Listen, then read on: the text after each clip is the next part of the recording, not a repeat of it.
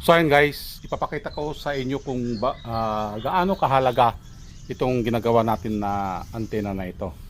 Okay? Tulad nito. Yan. So, makikita natin dito yung dinaanan ng wire. Yan o. Lumubog. Okay?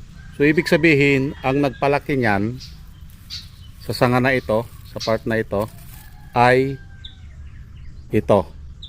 Okay? Itong antenna natin. Ganon din doon sa kabila. Yan, ito. So makikita natin yung sanga dyan ay pumaon ang wire. Yan. Okay? Dahil ang sanga ng bonsai, ang pinakamahina ay lower part. So makikita natin dito sa parting taas, halos buo na siya. Okay, pero dito sa parting baba, pinapahabol pa natin. Yan, tulad yan, walang putol.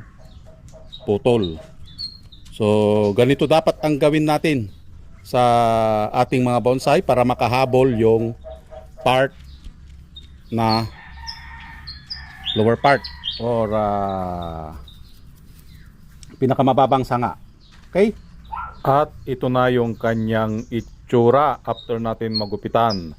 Antayin natin ito hanggang sa mabuo dahil sa lower part pa tayo nakapokus. So pinapahabol natin yung sanga dito. So yun lang, maraming salamat.